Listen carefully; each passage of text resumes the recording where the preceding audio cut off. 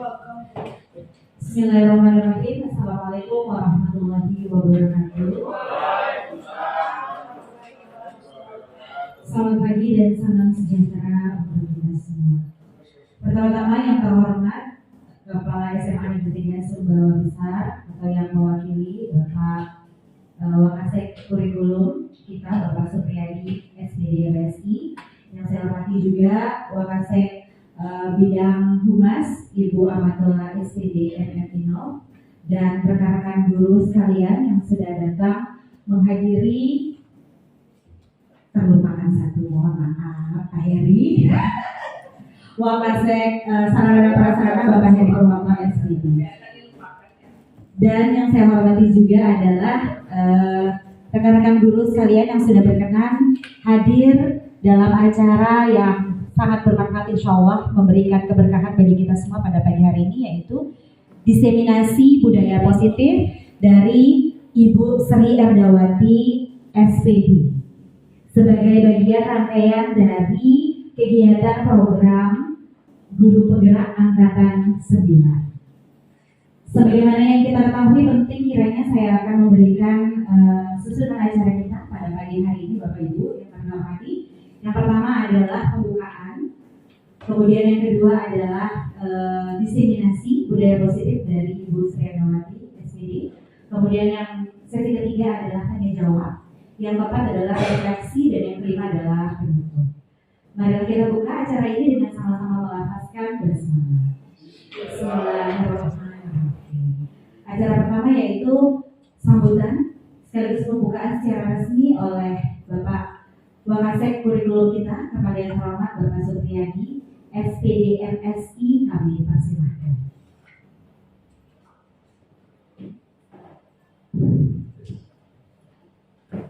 Bismillahirrahmanirrahim. Assalamualaikum warahmatullahi wabarakatuh. Waalaikumsalam warahmatullahi wabarakatuh. Alhamdulillahirabbil alamin wassalatu wassalamu ala asyrofil anbiya'i wal mursalin sayyidina wa maulana Muhammad wa ala alihi wa sahbihi ajma'in. Amma ba'd. Yang kami hormati Bapak Ibu Wakasek yang sempat hadir dalam hari ini, Wakasek Humas dan juga Wakasek Satras. Yang kami hormati pula Bapak Ibu Kelas beristimewa Ibu Sri Erdawati SPD, salah satu IGP yang sebesar. Alhamdulillah di pagi hari ini kita semua masih dalam keadaan sehat walafiat sehingga dapat hadir menyempatkan diri di sela-sela kesibukan untuk hadir pada acara diseminasi budaya positif sebagai bagian dari program calon guru angkatan 9 tahun 2023. Kemudian salam salatu kita terkait dengan alamat besar Muhammad sallallahu alaihi wasallam sebagai umat manusia dari kehidupan gelap kita kepada kehidupan terang. Alhamdulillah. Bapak Ibu yang saya hormati, kami atas nama Bapak Kepala Sekolah mewakili beliau tanpa ada kegiatan lain. Kepala Sekolah yang akan memberikan arahan, sambutan, dan juga membuka acara situasi sehingga didelegasikan kepada kami. Kami dalam hal ini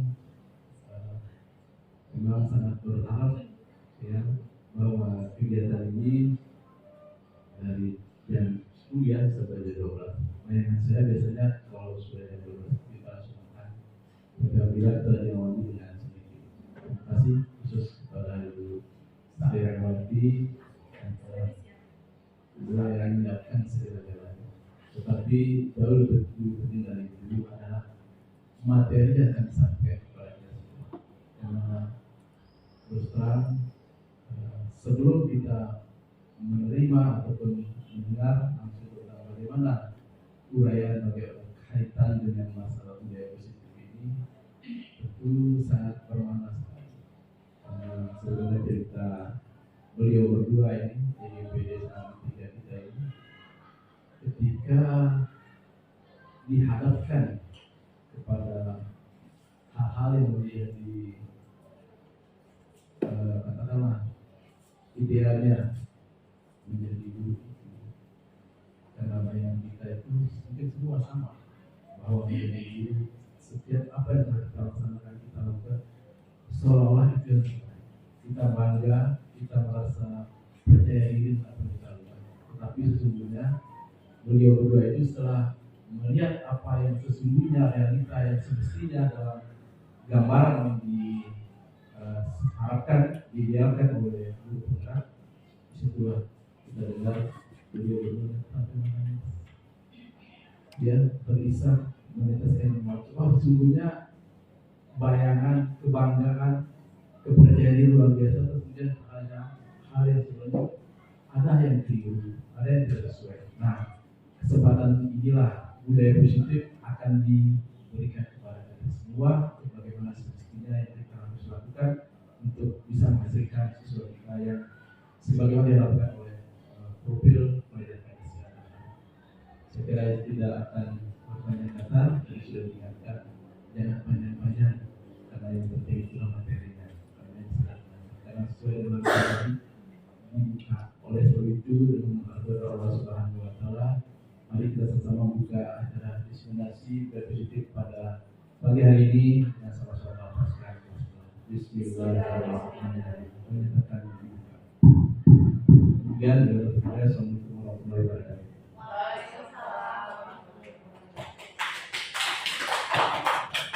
Terima kasih kami sampaikan kepada Bapak Wakasih Kurikulum Bapak Supriyadi SPD MSI. Seperti yang kita idam-idamkan Bapak Ibu, kehadiran kita adalah untuk mendengar paparan langsung dari Ibu Sri Ardawati SPD mengenai diseminasi positif yang akan kita terapkan pada anak didik kita bersama. Mari kita berikan support, motivasi dengan cara menepukkan tangan kita untuk memberikan semangat kepada Ibu Sri Ardawati dalam memulai diseminasi positif.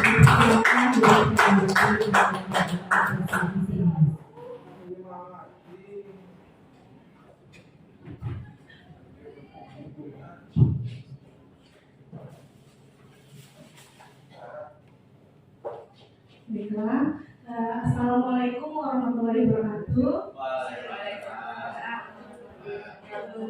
Pertama-tama, saya ucapkan terima kasih yang sebesar-besarnya kepada Bapak Ibu rekan guru dan Bapak Wakil Kepala Sekolah yang telah memfasilitasi saya sehingga dapat terselenggaranya kegiatan ini, dan Bapak Ibu guru yang telah meluangkan waktunya di tengah kesibukan mengajar untuk mengikuti kegiatan diseminasi atau penyebar luasan pemahaman, ide dan gagasan mengenai budaya positif yang merupakan kegiatan ini merupakan rangkaian aksi nyata dalam program guru penggerak yang tengah saya ikuti. Bersama saya Sri Ardawati, calon guru penggerak angkatan 9 tahun 2023 dari SMA Negeri 3 Sekolah Besar.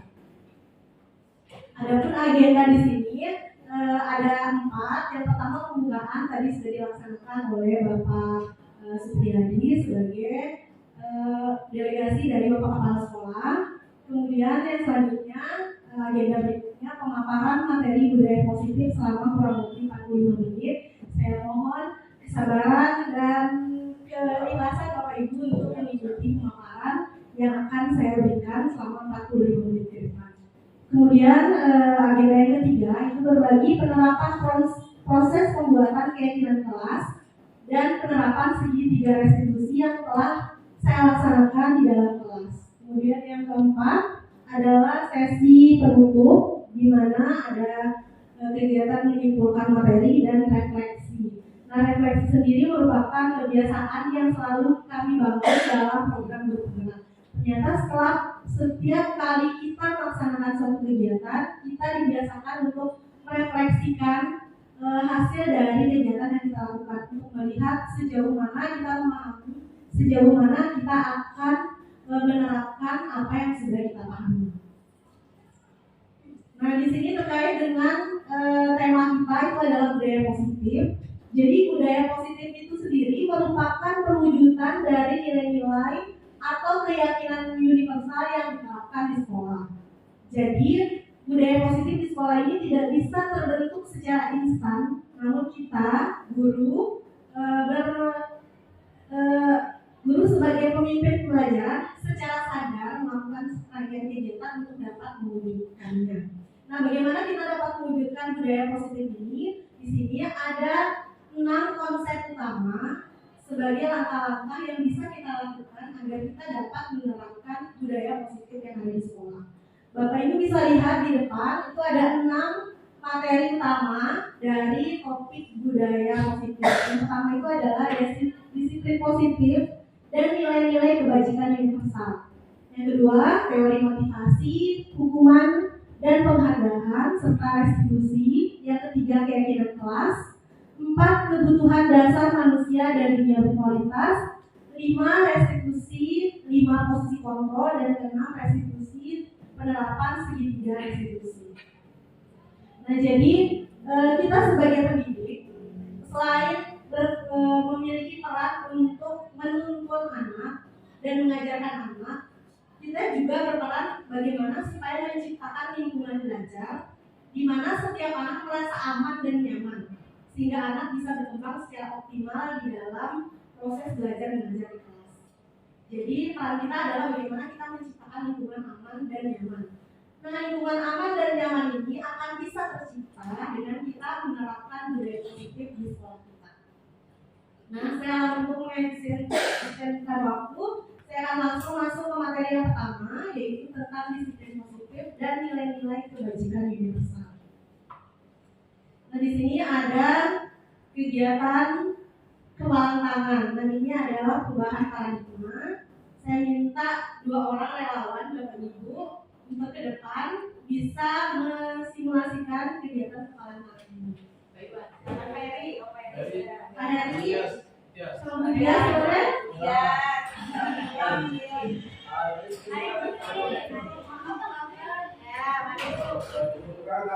Sini Pak Heri, Pak Heri. Wanita. Sampai hari ini buat saja.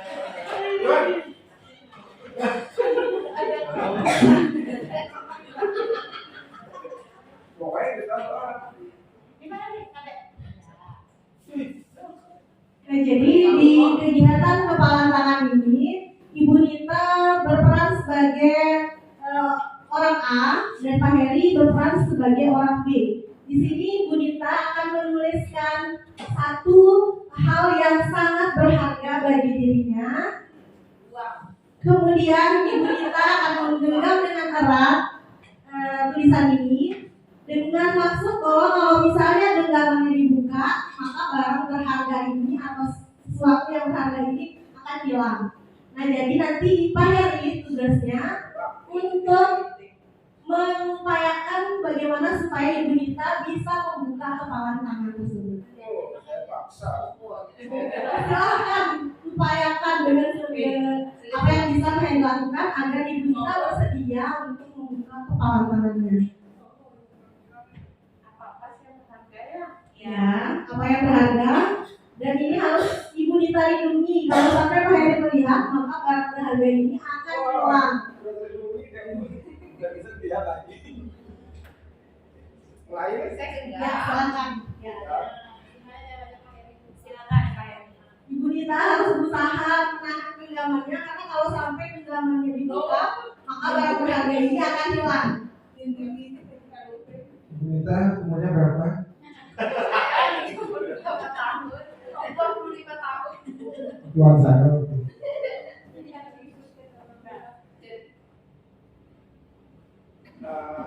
Pakai Heri. Di radio atau gimana? Boleh dirayu. Boleh lah, ada suasana yang bisa buat kita rela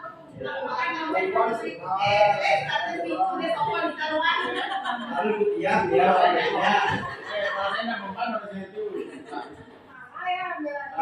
Iya, kawan lainnya.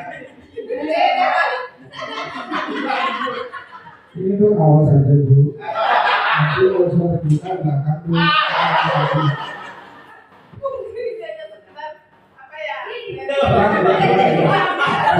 Akan begitu terbuka baru diambil. Oh, bukan. Sedikit sekali. Kan awal sudah bilang nanti di belakang ditambah. Kan Bisa jadi. harus dari depan. Diam dulu. Diam dulu.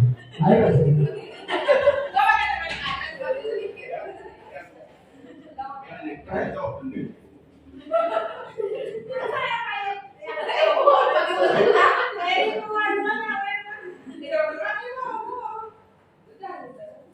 kayak Tangan sila coba saya buka ada sesuatu di dalamnya tidak baik terlalu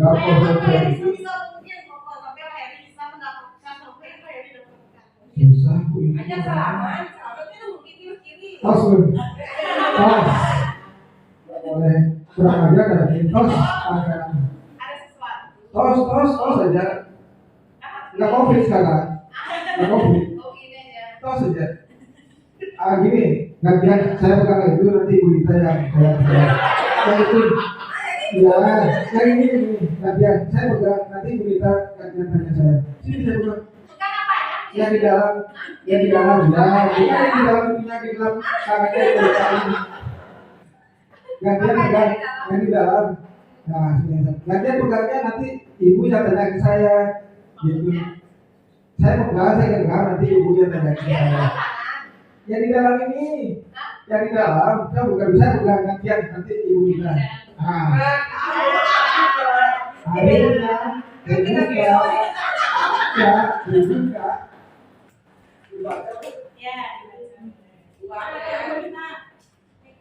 Anak dua cukup.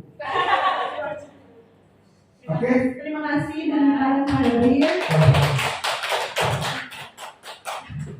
Jadi dari kegiatan yang dilakukan oleh Pak Heri dan kita tadi itu menggambarkan bagaimana kita berusaha mengambil sesuatu dari orang lain. Nah, jadi di sini yang memegang kontrol atau kendali terhadap sesuatu itu sesungguhnya adalah diri kita sendiri. Ya. Jadi kerelaan ibu kita untuk membuka tangannya diupayakan oleh Pak Heri tadi dengan berbagai upaya. Mulai dari bicara yang biasa, kemudian mulai kasih rayuan, kemudian sampai pada akhirnya sohokan sampai dengan paksaan ya, gitu ya. Jadi disinilah terjadi perubahan paradigma teori kontrol. Jadi sesungguhnya yang memegang kontrol dalam segala sesuatu perbuatan itu adalah diri kita sendiri. Sehingga ada namanya ilusi kontrol, ilusi guru mengontrol murid. Jadi sesungguhnya kalau ada anak-anak yang melakukan sesuatu berdasarkan suruhan atau permintaan dari kita, sesungguhnya saat itu anak-anak tidak kita kontrol, tapi anak mengizinkan kita untuk mengontrol dia karena ada kebutuhan yang diharapkan oleh anak tersebut pada diri kita. Jadi sesungguhnya yang memegang kontrol penuh dalam diri seseorang itu adalah orang tersebut. Jadi ada 4 ilusi di sini, ilusi guru mengontrol murid, kemudian ilusi bahwa kritik membuat orang merasa bersalah, dapat menguatkan karakter. Kadang-kadang ada guru, kita tidak menafikannya, kadang-kadang ada guru berharap anak-anak mengalami perubahan dengan cara kita membuat dia merasa bersalah atas tindakan yang dia lakukan. Kemudian anak itu menuruti apa yang kita minta. Padahal sebenarnya kita sedang berusaha mengontrol anak tersebut. Kenapa dia mau melakukan? Karena anak-anak mengizinkan kita untuk mengontrolnya. Kenapa begitu? Karena mungkin ada kebutuhan yang diharapkan dari kita, misalnya nilai. Kemudian yang ketiga, ilusi bahwa semua muatan positif, efektif dan bermanfaat. Ada juga guru yang memberikan pemahaman, kemudian mengajak anak untuk berdiskusi tentang hal-hal yang bermanfaat untuk dia. Jadi sebenarnya total kontrol itu berada pada diri anak. Apakah dia akan melakukan atau tidak melakukannya, semua kontrol itu dipegang pada diri anak. Kemudian yang keempat, ilusi bahwa orang dewasa memiliki hak untuk memaksa. Jadi itu adalah ilusi-ilusi kontrol yang biasanya kita merasa bahwa sudah mengontrol atau bisa mengendalikan anak. Sesungguhnya saat anak-anak menuruti apa yang kita inginkan, saat itu anak mengizinkan kita untuk mengontrolnya. Tapi sesungguhnya kita tidak benar-benar bisa mengontrol mereka. Nah di sini siapa sesungguhnya yang memiliki kontrol? Tadi setelah dilakukan simulasi oleh Pak Heri dan Bunita, bahwa sesungguhnya yang memiliki kontrol atas segala sesuatu adalah diri kita sendiri. Nah di sini ada perubahan paradigma, ada stimulus respon dan teori kontrol. Jadi yang dahulunya kita menganggap teori stimulus respon, kita mencoba mengubah orang agar berpandangan sama dengan kita. Kita kadang terjebak, berusaha untuk membuat orang memahami atau sepaham dengan pandangan kita. Tapi berdasarkan teori kontrol tadi yang kita sudah sepakati bahwa kontrol itu ada pada diri kita masing-masing.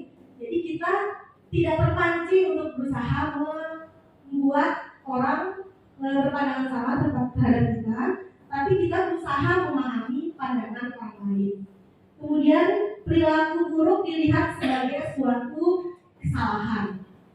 Sedangkan menurut teori kontrol atau pilihan, semua perilaku memiliki tujuan. Baik itu perilaku positif atau negatif yang ditunjukkan oleh anak tidak mungkin dilakukan tanpa ada tujuan tertentu. Jadi pasti ada tujuan atau alasan dibalik segala sikap atau perbuatan yang ditunjukkan. Kemudian menurut teori stimulus respon, saya bisa mengontrol orang. Pada kenyataannya, kita atau Anda tidak bisa mengontrol siapapun. Yang bisa kita kontrol adalah diri kita sendiri. Kemudian pemaksaan ada saat bujukan gagal. Nah tadi Pak Heri terus membujuk Bunita, ketika bujukannya gagal maka akan berakhir pada pemaksaan. Begitulah yang kadang-kadang kita lakukan di kelas atau di lingkungan sekolah. Awalnya kita berbicara dengan baik pada anak, membujuk supaya bisa ikut atau mentaati peraturan atau perbuatan atau tugas yang kita berikan. Jadi ketika pemaksaan itu gagal, ketika bujukan itu gagal, maka akhirnya akan ada pemaksaan yang berakibat munculnya hukuman. Kemudian menurut teori kontrol atau pilihan, ini ada kolaborasi dan konsensus menciptakan pilihan-pilihan baru. Jadi nanti kita akan memberikan kesempatan kepada anak untuk menciptakan pilihan-pilihan baru berdasarkan pada nilai-nilai yang dia yakini sendiri. Jadi semua hal berangkat dari dirinya sendiri. Kemudian yang terakhir, model berpikirnya menang atau kalah. Jadi kita dulu beranggapan bahwa ketika saya bisa mengontrol anak dan anak menuruti apa yang saya perintahkan, artinya kita berada pada posisi menang.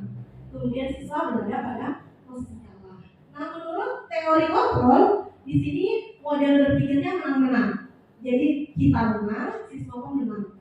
Orang yang sedang ada hubungan dengan kita menang, dan orang lain pun juga menang. Jadi win-win solution. Jadi sama-sama menang. Nah, jadi terkait sama materi kita budaya positif, apa sebenarnya makna dari disiplin ini? Jadi disiplin ini artinya belajar, berasal dari kata disiplina. Nah, disiplin ini adalah belajar mengontrol diri, kaitan tadi dengan teori kontrol.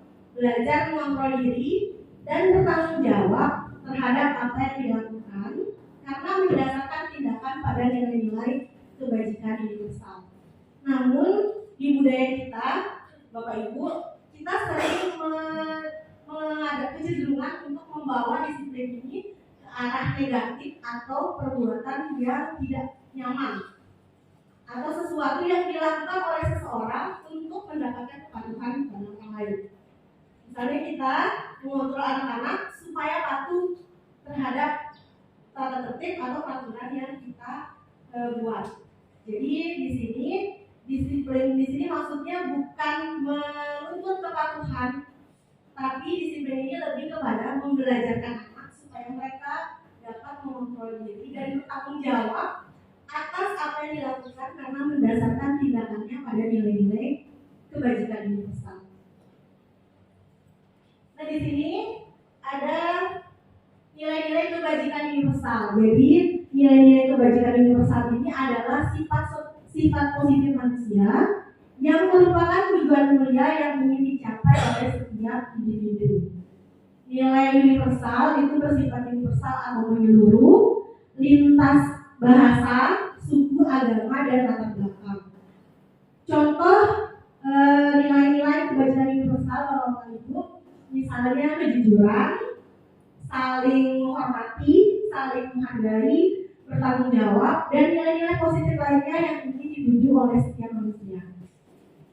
Nah, sebagai anak Indonesia, nilai-nilai kebajikan yang ingin dicapai adalah termuat dalam profil pelajar Pancasila yang terdiri dari 6 elemen yang sama-sama kita sudah ketahui, yaitu ada beriman dan bertakwa pada Tuhan Yang Maha Esa dan berakhlak mulia, bergotong royong, berkolaborasi, mandiri, bernalar kritis, dan berkebinekaan global. Nah, baik, dari materi yang saya paparkan tadi tentang teori kontrol dan hubungannya dengan disiplin kognitif, mungkin ada Bapak Ibu yang ingin bertanya.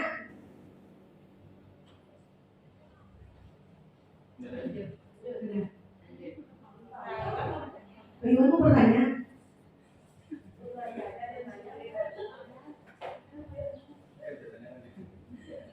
Baiklah, kalau ada bertanya, kita akan melanjutkan ke materi yang kedua, yaitu tentang teori motivasi, hukuman, dan penghargaan serta restitusi. Nah, di sini ada pertanyaan pemantik. Bapak Ibu bisa perhatikan ada 3 pertanyaan pemantik. Saya minta Bapak Ibu untuk bisa merespon setuju atau tidak setuju. Kalau setuju alasannya apa dan tidak setuju alasannya apa, kira-kira dari 3 pertanyaan tersebut.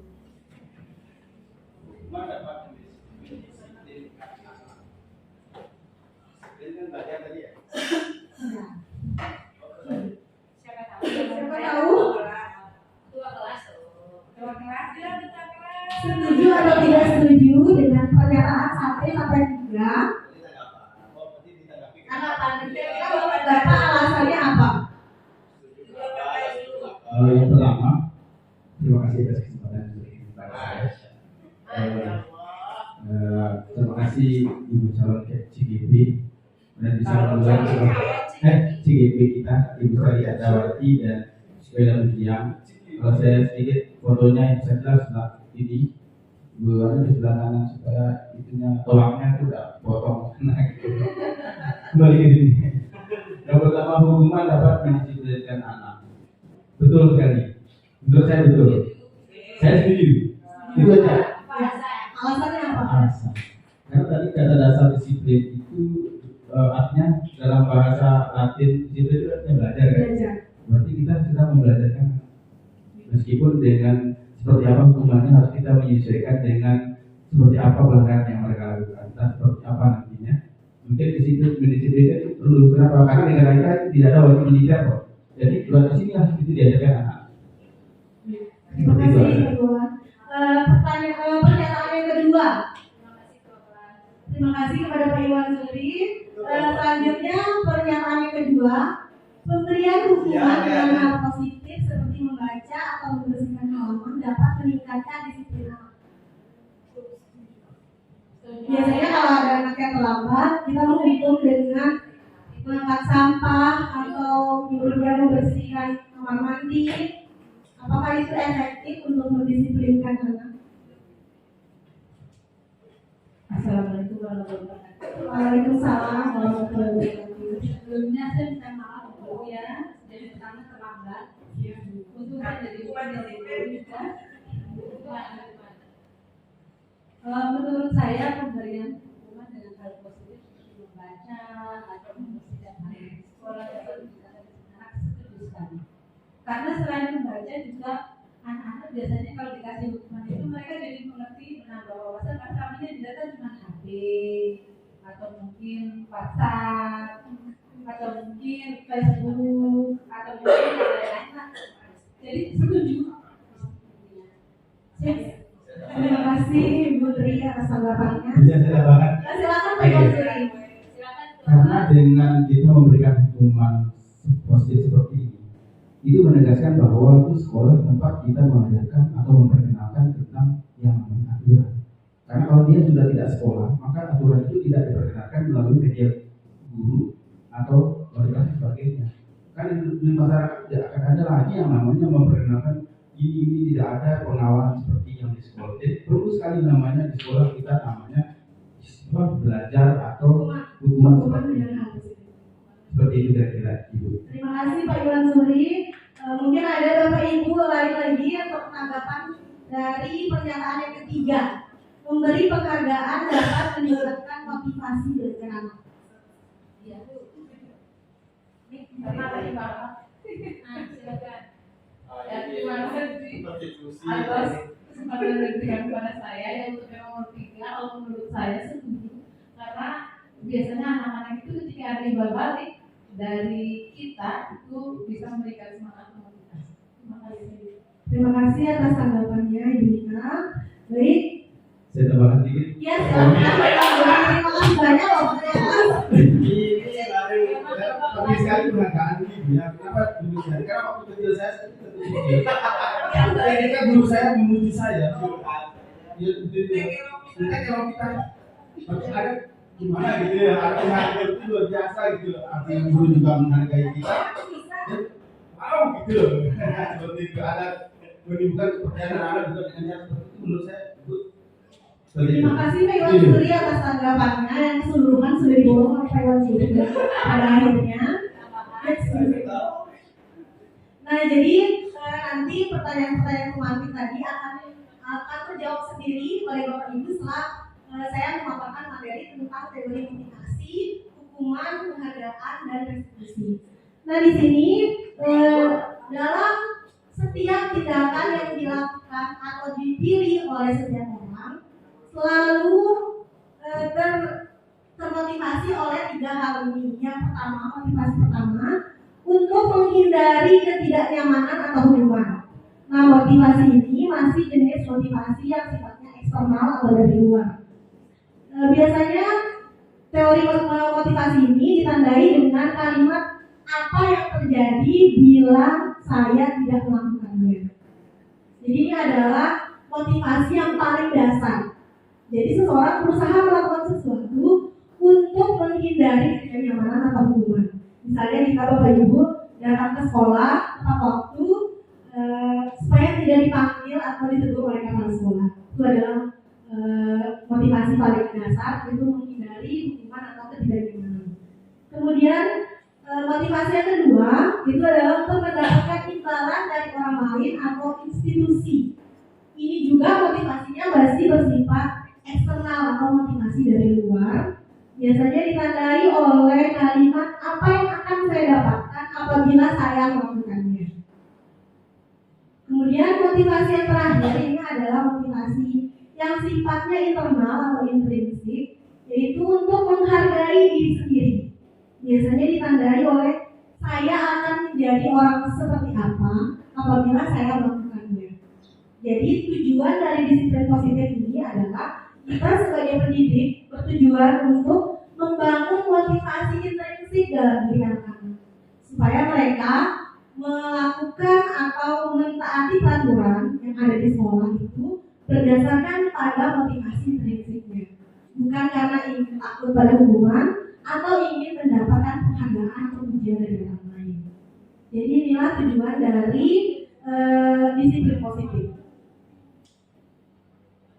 Nah, dalam setiap institusi atau lembaga pendidikan terdapat seperangkat aturan yang mengatur tindakan yang harus dan tidak boleh dilakukan oleh anggota institusi tersebut yang dikenal dengan istilah tata tertib. Yang tadi dikonfrontasi semua sama Pak Iwan Suri ya, bahwa disinilah kita di sekolah kita mengajarkan anak-anak tentang aturan. Nah, jadi dengan budaya positif ini bukan kita menghilangkan tata tertib, tapi bagaimana supaya tata tertib ini akan menjadi keyakinan dalam diri anak-anak secara sukarela karena motivasi intrinsiknya terbangun, dia akan secara sadar melakukan segala hal yang harus dilakukan dan tidak dibolehkan di dalam tata tertib tersebut. Nah, jadi ada dua dalam penegakan tata tertib yang ada di sekolah berdasarkan tindakan yang dilakukan anak-anak. Misalnya ada pelanggaran, kita mengenal ada dua tindakan. Yang pertama hukuman atau punishment, yang kedua penghargaan atau reward. Nah, dalam menjalankan tertentu tersebut pasti terjadi sesuatu. Bila terdapat pelanggaran, pasti terjadi sesuatu. Nah, ada dua yang biasa kita berikan kepada anak-anak, bisa berupa hukuman atau bisa berupa konsekuensi. Ya, jadi ada dua yang biasa kita lakukan. Mari kita review kembali apa yang kita biasa berikan kepada anak-anak ketika anak melakukan pelanggaran. Jadi ada dua, biasanya ada hukuman dan yang kedua adalah konsekuensi. Nah, jadi di sini ada perbedaan antara hukuman dan konsekuensi. Hukuman itu adalah sesuatu yang menyakitkan harus terjadi. Kemudian konsekuensi sesuatu harus terjadi saja. Kemudian yang kedua, hukuman itu membuat anak sakit secara fisik maupun mental untuk jangka waktu yang lama. Kemudian konsekuensi membuat anak merasa tidak nyaman, tapi dalam jangka waktu yang pendek. Kemudian hukuman sifatnya anak akan membenci kedisiplinan. Sedangkan dampak dari konsekuensi anak akan menghargai disiplin. Kemudian hukuman itu cenderung sifatnya pemaksaan, sedangkan konsekuensi itu adalah stimulus dan respon. Kemudian mendorong anak menyakiti diri sendiri, sedangkan konsekuensi akan mendorong anak mudah menyesuaikan diri. Konsep diri yang ditimbulkan dari hukuman adalah konsep diri yang buruk, sedangkan untuk konsekuensi itu adalah konsep diri yang baik. Hukuman akan membuat anak belajar untuk menyembunyikan kesalahan, sedangkan konsekuensi anak akan belajar untuk mematuhi peraturan. Kemudian efek negatif dari hukuman itu adalah perasaan marah, rasa bersalah, merasa dipermalukan dan merasa tidak dihargai. Sedangkan konsekuensi anak kehilangan hak, dibuat tidak nyaman atau diasingkan, tapi dalam jangka waktu yang pendek. Nah, di sini Bapak Ibu sudah ada tindakan-tindakan guru. Silakan Bapak Ibu dari 7 ini, kira-kira menurut Bapak Ibu yang mana termasuk hukuman dan yang mana termasuk konsekuensi dari penjelasan yang sudah saya katakan tadi. Yang pertama, mencatat 100 kali dalam buku kalimat "saya tidak akan terlambat lagi" karena anak terlambat ke sekolah. Apakah termasuk hukuman atau konsekuensi? Dan seterusnya sampai dengan lari di lapangan basket 2 kali dan terlambat kemudian pelajaran PJOK.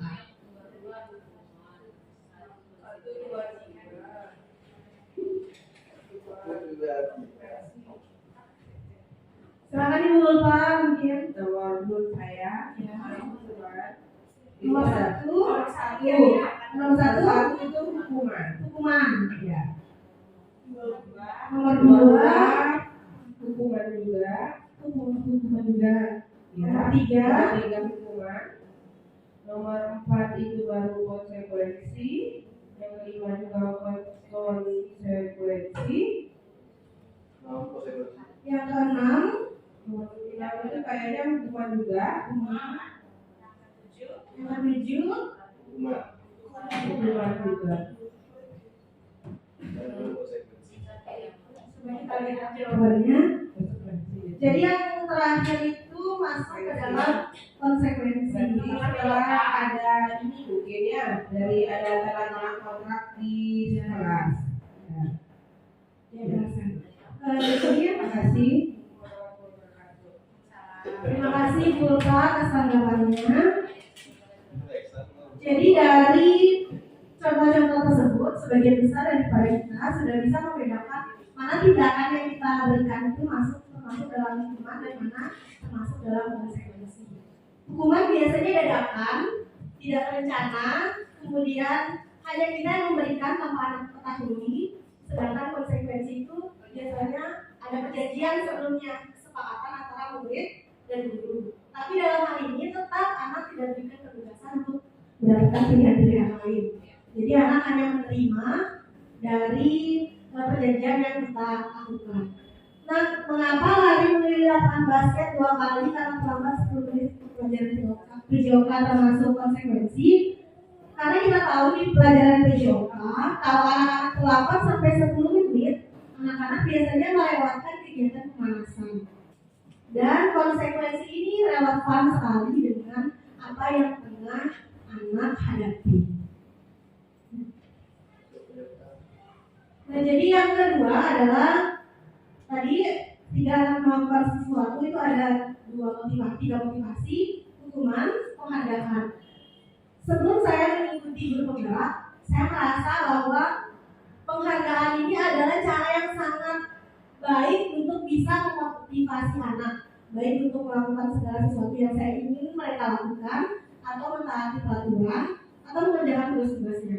Jadi ternyata penghargaan juga itu bisa berdampak sama seperti hukuman. Di sini oleh Alfie Kwon menjelaskan bahwa dihukum oleh penghargaan. Jadi penghargaan yang tadinya tujuannya positif malah menjadi tujuannya negatif. Jadi yang pertama itu adalah pengaruh jangka pendek dan jangka panjang.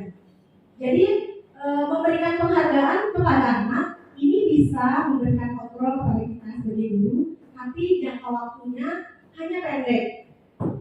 Begitu penghargaannya hilang, bisa jadi anak akan kehilangan motivasi juga dalam melakukan hal tersebut. Kemudian penghargaan yang menghukum. Nah, hukuman paling berat, kenapa di ke-13 itu anak-anak sudah tidak dicantumkan rankingan? Karena ternyata hukuman paling berat yang dirasakan bukan berada pada anak-anak yang tidak memperoleh peringkat, tetapi anak-anak yang berada di peringkat yang kedua. Dia merasa sedikit lagi untuk bisa mencapai peringkat yang pertama. Jadi bagi sebagian anak penghargaan itu bisa menjadi motivasi, tapi buat anak-anak yang kemampuannya kurang, yang dia tidak bisa lagi untuk mencapai kemampuan yang sama seperti teman-temannya, maka penghargaan tidak lagi bisa memotivasi anak tersebut. Jadi saya misalnya anak-anak ini kemampuannya kurang, kayaknya saya tidak mungkin ya dapat peringkat. Jadi ini hanya akan berlaku untuk anak-anak yang mencapai kompetensi yang kita harapkan. Kemudian penghargaan mengurangi ketepatan. Jadi Alfikon ini Bapak Ibu dia melaksanakan penyelidikan atau penelitian melihat apa sih pengaruh dari penghargaan tersebut. Jadi dia menyimpulkan bahwa penghargaan itu mengurangi ketepatan. Kita juga seperti itu Bapak Ibu. Jadi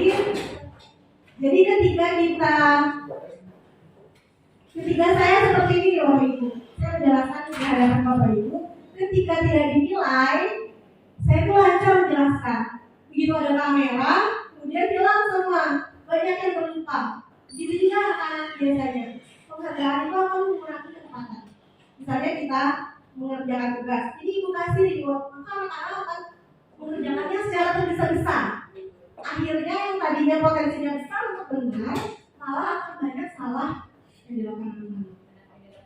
Ya, karena ingin mendapatkan penghargaan atau reward tersebut. Jadi penghargaan tidak efektif, kemudian penghargaan merusak hubungan. Merusak hubungan di sini Bapak Ibu. Jadi anak-anak yang misalnya di kelas anak-anak yang punya satu, dia akan merasa senang atas penghargaan tersebut. Kemudian anak-anak yang tidak memiliki kompetensi untuk mendapatkan penghargaan tersebut itu seperti hukuman bagi mereka. Jadi misalnya kita guru matematika kasih tugas sama anak-anak, mau kasih latihan, ini ibu sediakan uang misalnya atau reward, itu hanya akan efektif buat anak-anak yang punya kompetensi yang lebih. Untuk anak-anak yang kurang kompeten di bidang itu, dia akan merasa bahwa penghargaan itu seperti hukuman bagi dia.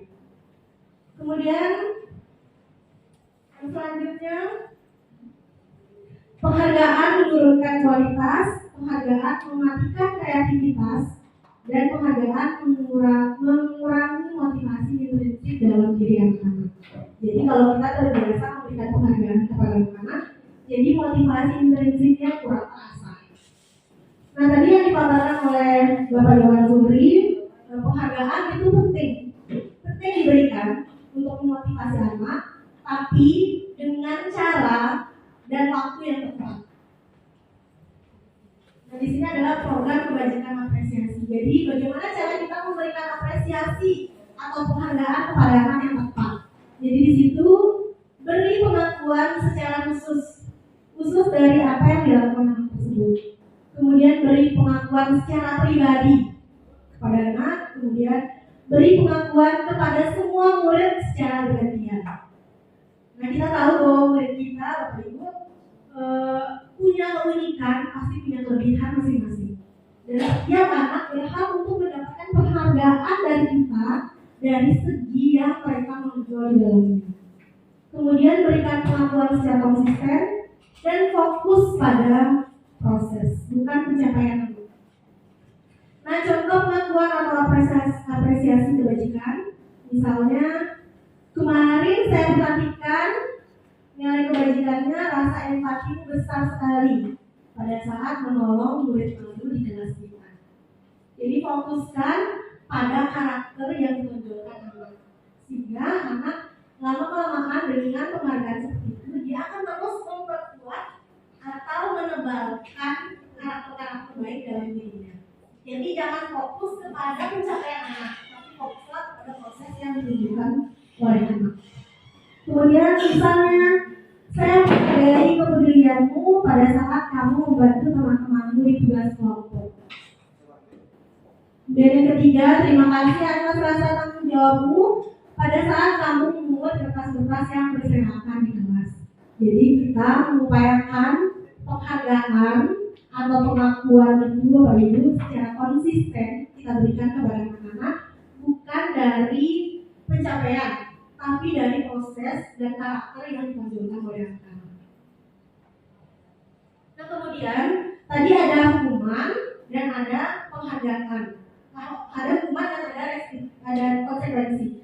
Nah, dalam program guru penggerak ditawarkan satu disiplin positif yang namanya restitusi. Jadi restitusi adalah proses menciptakan kondisi bagi murid untuk mereka memperbaiki kesalahan mereka sehingga mereka bisa kembali pada kelompok mereka dengan karakter yang lebih kuat. Jadi restitusi merupakan proses kolaboratif yang mengajarkan murid untuk mencari solusi dari masalah mereka dan membantu murid berpikir tentang orang seperti apa yang mereka inginkan terkait dengan disiplin positif tadi. Jadi anak melakukan segala sesuatu itu dari motivasi intrinsiknya dan berdasarkan tindakannya dari nilai-nilai kebajikan. Nah, itulah yang diharapkan dari budaya positif. Jadi kita membangun motivasi intrinsik di dalam diri setiap anak didik kita. Nah, di sini ada 9 ciri-ciri restitusi. Yang pertama, bukan menebus kesalahan, namun belajar dari kesalahan.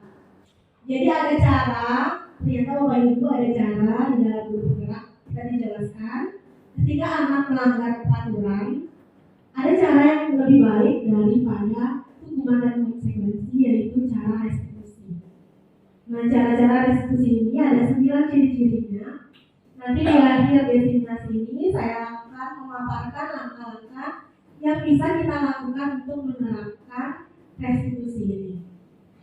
Jadi di sini ada 9, Bapak Ibu lihat. Kata kuncinya itu adalah mengembalikan anak pada kelompoknya dengan karakter yang lebih kuat. Nah, Bapak Ibu bisa melihat sendiri di sini perbedaan antara hukuman, konsekuensi dan restitusi.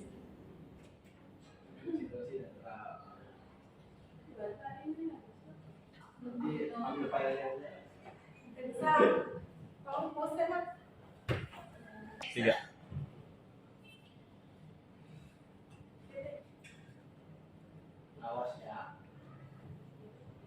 Jadi ada perbedaan yang sangat signifikan antara hukuman, konsekuensi, dan restitusi. Jadi Bapak Ibu, di dalam program guru penggerak kita diberikan satu pilihan tindakan yang bisa kita lakukan yang lebih baik daripada hukuman dan konsekuensi, yaitu adalah cara-cara restitusi.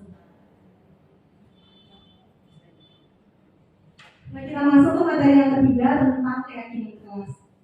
Seperti saya paparkan di materi yang kedua, Bapak Ibu, di tiap institusi atau sekolah pasti ada tata tertib.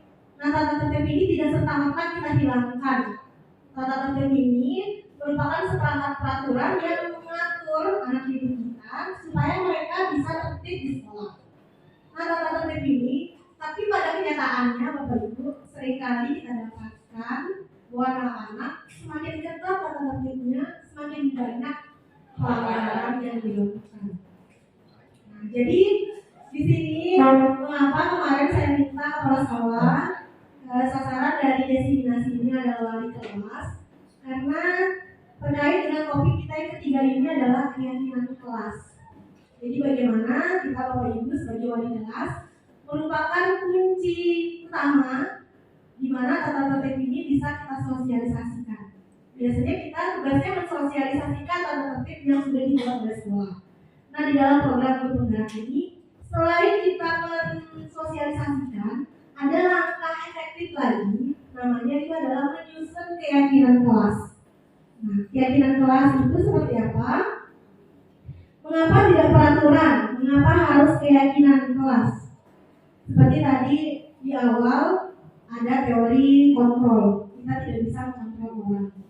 Ketika timbul kalimat-kalimat negatif, misalnya jangan, tidak boleh, biasanya orang cenderung akan melakukan kegiatan atau perilaku yang sebaliknya. Karena orang cenderung tidak ingin dikontrol oleh orang lain. Jadi tugas kita sebagai wali kelas, bagaimana tata tertib yang ada di sekolah ini, kita ubah formatnya menjadi keyakinan kelas, supaya anak-anak akan meyakini tata tertib ini bermanfaat bagi dia dan kehidupannya kelak.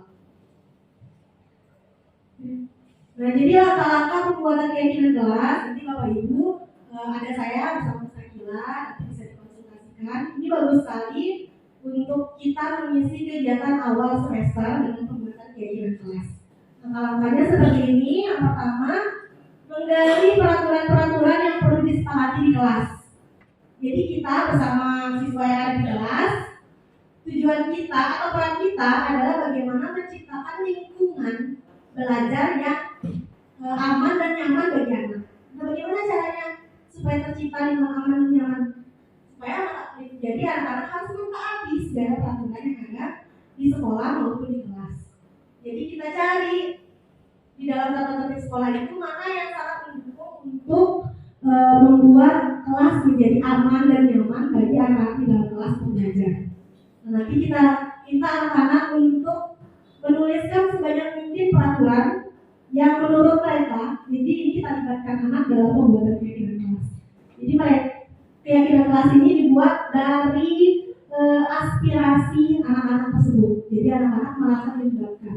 Kalau dia yang buat bersama kita, nanti kemungkinan besar anak juga akan menghargai apa yang dia buat. Jadi kita gali peraturan-peraturan yang perlu disepakati, kemudian mengubah peraturan-peraturan yang sudah dibuat menjadi kalimat positif. Contohnya misalnya, saya sudah membuat keyakinan kelas di dalam kelas saya. Misalnya anak-anak bilang jangan nyontek, jangan datang terlambat, atau jangan merusak atribut atau benda-benda yang ada di dalam kelas. Nah, nanti akan kita ubah peraturan-peraturan yang tadi negatif, jangan tadi itu kita ubah menjadi kalimat yang positif. Misalnya jangan berlari di kelas, kita ubah menjadi berjalan dengan rapi di kelas atau di lorong kelas. Kita mengubah kalimat negatif karena orang cenderung akan membuat terprovokasi dari kalimat negatif. Kemudian peraturan-peraturan yang sudah dibuat itu kita gali nilai kebajikan yang ada di dalamnya. Misalnya, kenapa kalian tidak boleh datang terlambat? Nah, nanti mereka akan memberikan alasannya kenapa kita tidak boleh terlambat saat pelajaran. Atau kenapa kita harus mengerjakan tugas. Nah, dari aspirasi yang mereka berikan kepada kita, muncullah yang namanya keyakinan kelas yang berasal dari nilai-nilai kebajikan. Misalnya, kenapa kita tidak boleh terlambat saat pelajaran? Nah, itu termasuk tidak menghargai atau menghormati guru yang sudah ada di dalam kelas. Kemudian, keyakinan kelas tersebut kita gali perilaku yang mencerminkan dan tidak mencerminkan keyakinan kelas dengan KBLT atau KBLD. Nanti akan saya perlihatkan bagaimana KBLT dan KBLD tersebut. Jadi, misalnya nilai keyakinannya saling menghargai. Nanti Nanti anak-anak akan kita minta menuliskan sebanyak mungkin perilaku yang tampak seperti menghargai dan tidak tampak seperti menghargai. Nanti akan mereka tempelkan di depan. Jadi di situ anak sudah belajar untuk tahu mana sih tindakannya atau perbuatannya yang dikategorikan sebagai menghormati atau menghargai orang lain, dan mana perbuatan yang dikatakan tidak menghormati atau menghargai orang lain. Jadi kita gali peraturan tersebut, kita dekatkan ke dalam diri anak dengan nilai-nilai kebajikan atau keyakinan universal. Kemudian memperdalam keyakinan kelas tersebut dengan menjabarkan tugas guru dan tugas murid. Jadi nanti akan saya perlihatkan bagaimana proses saya membuat keyakinan kelas di dalam kelas saya.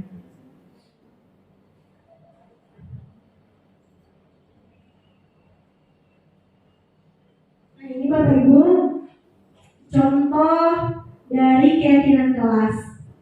Di sebelah sini Bapak Ibu ada hormat. Kami meyakini bahwa sangat penting untuk menghormati semua orang dan barang milik orang lain. Kemudian bekerja. Kami meyakini bahwa sangat penting untuk mengerjakan segala pekerjaan atau mengikuti kegiatan yang telah ditugaskan. Diterima dan dimiliki. Kami meyakini bahwa sangat penting untuk merasa diterima pada suatu kelompok dan saling peduli satu dengan yang lain. Jadi setelah peraturan kita buat, maka kita ubah menjadi keyakinan kelas. Tujuan kita mengubah supaya tata tertib ini dapat dilaksanakan anak sesuai dengan keyakinan yang ada di dalam dirinya bahwa ini adalah kebajikan-kebajikan universal yang akan bermanfaat bagi dia dan dirinya serta kehidupannya kelak.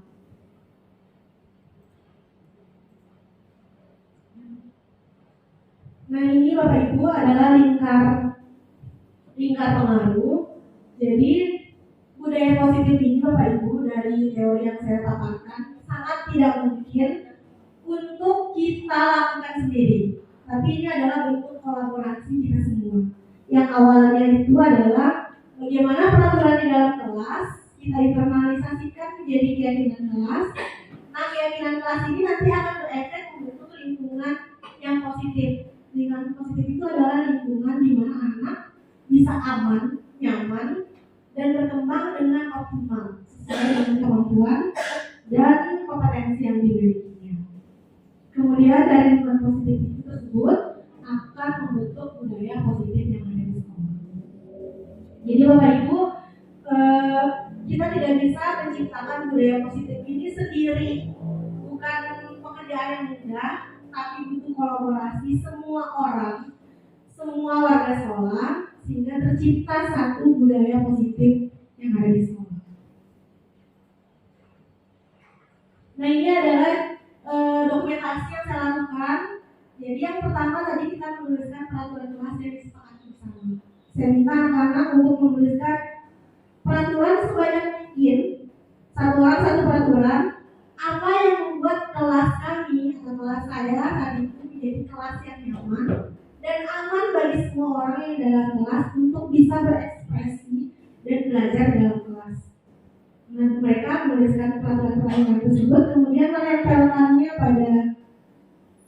Nah, kemudian langkah selanjutnya menggali nilai-nilai kebajikan universal yang ada dalam tata tertib atau peraturan. Jadi saya baca peraturannya satu persatu, kadang ada yang sama, kita simpulkan menjadi beberapa peraturan. Di situ kebetulan saya buat 7 peraturan. Nah, peraturan-peraturan ini kita gali nilai-nilai kebajikan universal di dalamnya. Kemudian mengidentifikasi sikap yang tampak seperti dan tampak seperti dengan tabel P.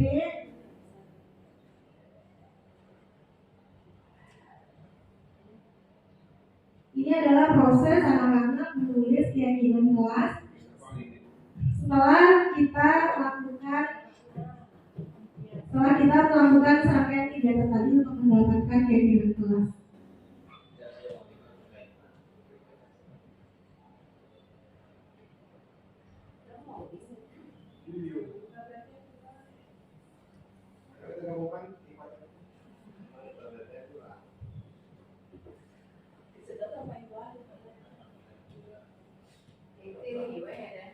Bapak Ibu ya. UID-nya mati.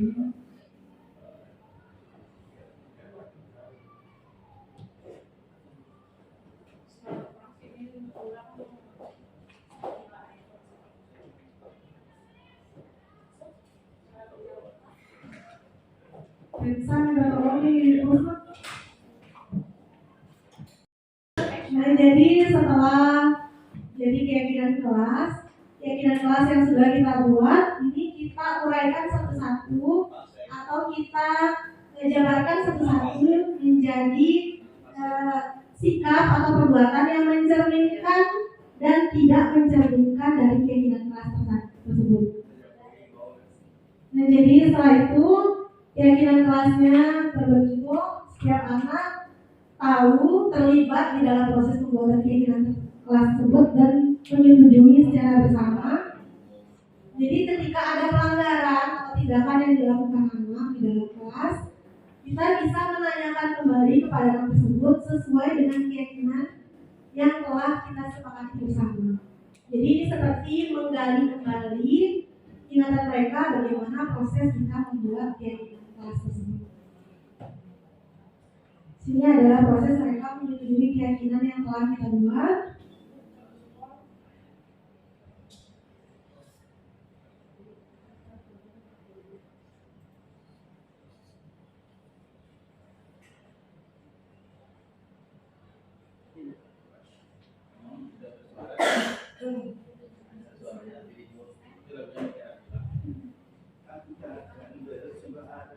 Jadi Bapak Ibu, keyakinan kelas yang sudah kita buat, keyakinan kelas ini kita tempel di kelas untuk bisa dilihat dan dimaknai setiap hari oleh anak-anak. Jadi keyakinan kelas ini tidak final, setiap saat kita bisa memperbaruinya. Mungkin ada nilai-nilai keyakinan yang belum kita gali secara lebih luas. Misalnya ada pelanggaran daripada anak-anak, masalah menghargai atau menghormati, nah di sini kita bisa mengulang kembali bagaimana proses kita membentuk keyakinan kelas menghargai dan menghormati tersebut. Selanjutnya ke materi yang keempat, yaitu tentang kebutuhan dasar manusia dan dunia berkualitas. Bapak Ibu, jadi setiap hari kita bangun sampai dengan kita tidur lagi, segala aktivitas yang kita lakukan dalam kehidupan kita bertujuan untuk memenuhi kebutuhan dasar kita sebagai manusia. Bapak Ibu bisa lihat di sini kebutuhan dasar kita sebagai manusia. Kebutuhan dasar manusia yang pertama itu adalah bertahan hidup, sandang, pangan, dan papan. Setiap hari kita bangun untuk bekerja, mencari penghidupan itu untuk bertahan hidup. Jadi sandang, pangan, papan. Kemudian ada 4 kebutuhan dasar yang lain yang berkenaan dengan psikis. Itu yang kedua itu kasih sayang dan rasa terima. Jadi setiap orang itu membutuhkan perasaan kasih sayang dan mencurahkan kasih sayang. Kemudian perasaan diterima dan menerima orang lain. Kemudian kebutuhan dasar yang kedua itu adalah kebutuhan dasar kesenangan. Kalau saya bisa dasar kesenangannya nonton drakor ya Bapak Ibu. Jadi kenapa saya melakukan tersebut? Yaitu memenuhi kebutuhan dasar saya akan kesenangan. Kemudian ada kebutuhan dasar yang ketiga namanya penguasaan. Nah kita belajar kemudian mengembangkan diri setiap hari itu adalah untuk memenuhi kebutuhan dasar kita terhadap penguasaan. Kemudian yang ketiga adalah kebebasan. Jadi setiap orang, balik lagi ke teori kontrol tadi Bapak Ibu, setiap orang itu tidak senang untuk dikontrol, tidak suka untuk dikontrol. Setiap orang ingin merasakan yang namanya kebebasan. Tapi tidak ada kebebasan yang benar-benar bebas. Karena kebebasan kita akan dihalangi atau akan dibatasi oleh hak-hak orang lain. Kemudian materi yang kelima, Bapak Ibu, kenapa kebutuhan dasar manusia ini penting kita pelajari? Ternyata sebelum saya mengikuti guru penggerak ini, kadang saya merasa gagal Bapak Ibu menghadapi anak-anak yang berulang kali melakukan kesalahan yang sama-sama. Nah,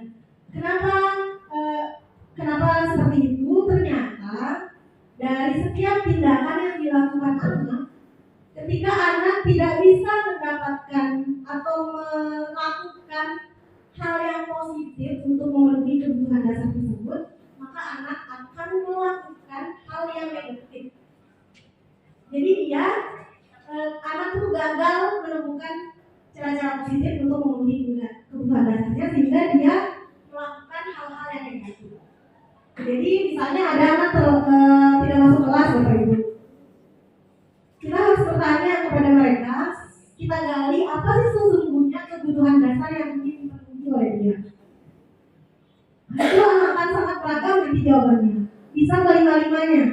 Misalnya, kenapa kamu tidak masuk kelas? Bapak, soalnya Bu, guru di kelas itu nggak suka sama saya Bu, sering judes sama saya. Jadi di situ dia butuh namanya kasih sayang atau rasa diterima.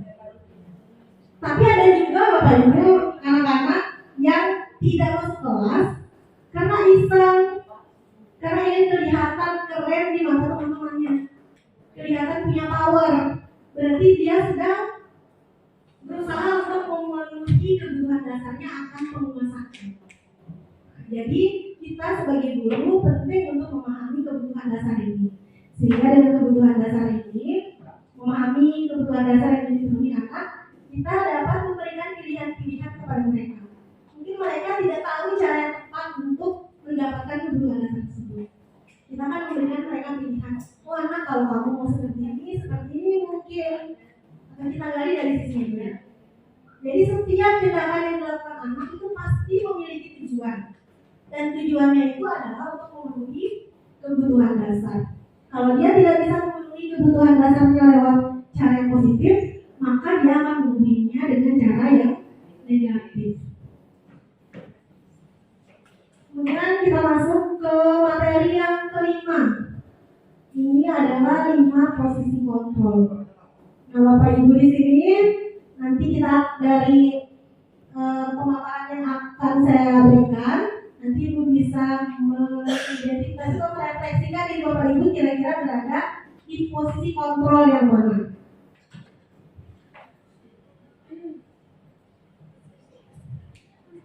Nah, jadi posisi kontrol ini ada 5, Bapak Ibu. Posisi kontrol yang pertama itu adalah posisi kontrol penghukum. Posisi kontrol penghukum, guru berbuat ciri-cirinya menunjuk-nunjuk, menghardik, menyakiti atau menyindir anak dengan bahasa yang kasar dan volume yang keras. Biasanya seperti itu. Kemudian gurunya akan berkata, kalau kamu tidak melakukannya, maka saya akan. Jadi dituntut keharusan dalam diri anak-anak. Kemudian hasilnya, feedback yang diberikan pada anak, feedback dari anak akan cenderung memberontak, pendendam, atau menyalahkan orang lain. Kenapa anak-anak tidak menunjukkan ekspresi seperti itu di depan kita? Mungkin masih anak-anak masih menghargai dan menghormati kita sebagai gurunya. Tapi perasaan dendam dan marah tentu ada di dalam masing-masing diri anak. Kemudian feedbacknya akan memberikan rasa tidak peduli dalam diri anak. Kemudian dampaknya, anak-anak akan mengulangi kesalahan yang sama berulang kali dan perilakunya cenderung menjadi lebih agresif. Nah, itu mengapa hukuman ini sebaiknya tidak kita berikan kepada anak-anak. Karena ternyata dampaknya sangat besar pada diri anak-anak, itu anak-anak menjadi memberontak dan menimbulkan perilaku yang agresif dari dalam diri anak. Kemudian kaitannya dengan dunia berkualitas, murid akan meletakkan guru di luar dunia berkualitasnya. Kemudian posisi kontrol yang kedua adalah membuat merasa bersalah. Nah, jadi kadang ada juga guru yang memegang posisi kontrol merasa bersalah. Biasanya mereka mendekati anak dengan bahasa yang lembut, menunjukkan ekspresi kekecewaan. Biasanya kita sering melakukan hal seperti itu Bapak Ibu. Biasanya kita bilang, anak, lihat orang tuamu, coba perhatikan Bapak Ibunya. Apa yang kamu lakukan ini akan sangat menyakiti perasaan Bapak Ibu kalian di rumah. Nah, ini adalah ciri-ciri guru yang memegang posisi kontrol sebagai pembuat merasa bersalah. Jadi ini juga memberikan identitas gagal pada diri anak-anak. Dan parahnya Bapak Ibu, justru pembuat merasa bersalah ini memberikan dampak yang cukup besar, yang cukup negatif bagi anak-anak. Biasanya anak-anak itu akan cenderung merasa kecewa terhadap dirinya karena dia gagal untuk membahagiakan orang-orang yang ada di sekitarnya. Kemudian dia merasa rendah diri dan tidak berharga. Kemudian posisi yang ketiga adalah posisi kontrol teman. Nah, biasanya ini membuat alasan-alasan untuk murid-muridnya. Biasanya gurunya berkata, lakukan untuk ibu ya, lakukan untuk bapak atau ibu, nanti ibu bantu bereskan apa yang terjadi. Jadi dia mendekati anak dengan bahasa yang tidak formal. Anak akan cenderung dekat dengan guru-guru seperti ini yang memegang posisi kontrol sebagai teman. Tapi ternyata efek negatifnya itu dia menyebabkan ketergantungan. Jadi anak itu hanya menampilkan perilaku baik hanya pada orang-orang tertentu, hanya orang-orang yang dirasakan teman bagi mereka. Jadi ini juga masih, tapi dia sudah menimbulkan identitas sukses, tapi masih menimbulkan ketergantungan dalam diri anak. Biasanya murid akan berkata ketika kita tidak bisa lagi menganukan mereka, menuruti apa yang mereka inginkan, biasanya murid akan cenderung berkata, saya pikir bapak atau ibu teman saya. Kemudian anak-anak menjadi tidak mandiri dan tidak bisa memutuskan sesuatu. Jadi kadang kita bergerak pada posisi kontrol, penghukum, pembuat merasa bersalah, dan teman. Nah, ada posisi kontrol yang kedua di atas, itu adalah posisi kontrol pemantau dan manajer. Nah, diharapkan kepada kita sebagai pendidik, itu kita bisa mencapai posisi kontrol sebagai manajer. Nah, kemudian posisi kontrol yang keempat itu adalah pemantau. Biasanya ini gurunya menghitung dan mengukur. Biasanya guru-guru yang pemantau ini Bapak Ibu punya catatan yang lengkap tentang hadiran, kesalahan, tanggal, waktu, semua dicatat dengan rapi mengenai perbuatan-perbuatan yang dilakukan oleh anak. Biasanya dia akan mengatakan apa peraturannya, apa konsekuensinya, kemudian apa yang telah kamu lakukan. Nah, di sini pemantau ini bisa sudah mulai menunjukkan identitas berhasil, tapi kontrol yang diberikan masih bersifat eksternal atau dari luar anak tersebut. Kemudian posisi kontrol yang kelima itu adalah manajer. Itu identitasnya berhasil dan kontrol yang ditunjukkan oleh anak itu adalah kontrol diri atau motivasi intrinsik. Nah, jadi Bapak Ibu, di posisi manajer ini guru akan mengajukan pertanyaan-pertanyaan kepada anak, di mana anak diajak berdiskusi tentang apa yang mereka lakukan, kemudian kira-kira apa yang bisa mereka lakukan untuk memperbaiki kesalahan-kesalahan yang telah mereka lakukan. Nah, atau menanyakan keyakinan-keyakinan yang sudah kita buat dan sepakati bersama terkait dengan keyakinan kelas. Nah, hasilnya dari posisi manajer ini akan menguatkan watak dan karakter anak. Nah, jadi dari kelima posisi kontrol ini, mulai dari penghukum, pembuat merasa bersalah, teman, pemantau, dan manajer. Di awal-awal materi ini Bapak Ibu terus terang, kita disuruh merefleksikan diri kita. Kira-kira selama ini kita sudah berada pada posisi kontrol yang seperti apa? Dan jadi selama pengalaman 11 tahun saya mengajar, ternyata saya mengalami perubahan posisi kontrol dari yang pertama itu pemukul. Jadi mengontrol anak yang paling dasar itu adalah pemukul. Kemudian mungkin itu karena ketidakmampuan saya atau kurangnya kompetensi dan pengalaman saya sebagai guru. Jadinya salah satu cara yang bisa saya pakai untuk mengontrol anak itu adalah dengan hukuman. Kemudian bergerak ke 5 tahun saya mengajar, saya merasa mengalami perubahan posisi kontrol, merasa bersalah. Sudah pintar untuk merangkai kata-kata, di mana saya melibatkan orang tua, kemudian saya sendiri biasa mengajukan kekecewaan terhadap anak. Ternyata dampaknya luar biasa buruk bagi anak. Kemudian teman, nah sekarang saya masih berada di posisi teman. Yang kita harapkan dari pendidikan guru penggerak ini, kita bisa mencapai posisi kontrol sebagai pemantau dan manajer.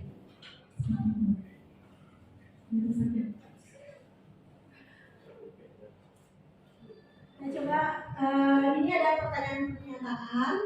Bapak Ibu silakan dari pernyataan-pernyataan ini kira-kira posisi kontrol yang mana yang ditunjukkan? Saya kecewa sekali dengan kamu. Budias mungkin? Kamu selalu bergerak ke akhir. Menyalakan dulu ya. Menyalakan saya. Kan satu kali dia tidak bisa melihat. Tidak pernah Sampai membaca aja. Saya kecewa sekali dengan kamu. Ya. Pernyataan yang pertama itu tipe gurunya membuat rasa bersalah. Membuat merasa bersalah ya. Membuat rasa bersalah. Terus yang kedua, sama membuat rasa bersalah. kamu tidak pernah benar melakukannya. Ya. Lanjut yang ketiga, ayolah lakukan demi ibu atau bapak. Teman-temannya. Terus yang keempat Budias, apakah kamu mau mendapatkan stiker bintang hari ini? Manajer. Manajer. Terus yang selanjutnya, bagaimana kamu bisa menyelesaikan masalah ini? Manajer. Manajer. Kamu selalu yang paling terakhir. Penghukum. Ya. Nah, jadi yang pertama yang terakhir, tidak pernah benar.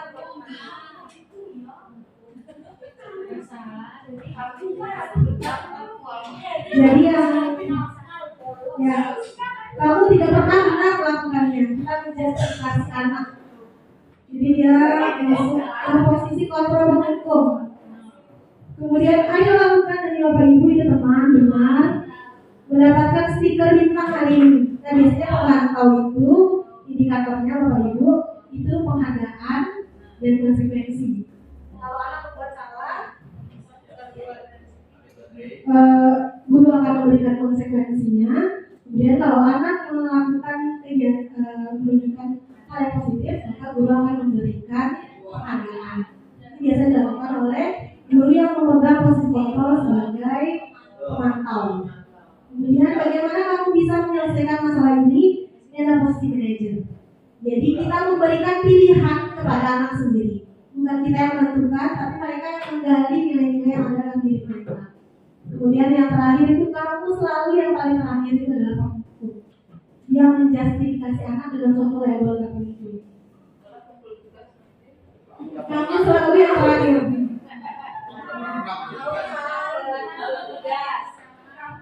Kamu selalu yang terakhir. Petugas lah. Jadi Bapak Ibu dari pemaparan yang saya berikan di 5 posisi kontrol, kita dapat merefleksikan kira-kira selama ini kita sudah berada pada posisi kontrol yang mana. Terus terang Bapak Ibu, selama sesi kami berefleksi dengan fasilitator kami, Banyak sekali air mata yang tumpah Bapak Ibu. Bahkan yang menangis saat sesi kolaborasi itu Bapak Ibu itu adalah bapak-bapak yang usianya sudah memasuki masa pensiun. Beliau merasa bersalah sekali. Seandainya bisa ulang waktu, kata beliau, ternyata ada banyak sekali harapan-harapan, potensi-potensi anak yang saya matikan hanya karena tidak saya. Jadi banyak sekali air mata saat sesi elaborasi. Ternyata penting Bapak Ibu untuk kita mengetahui materi-materi seperti itu untuk bisa mengembangkan kompetensi kita sebagai guru.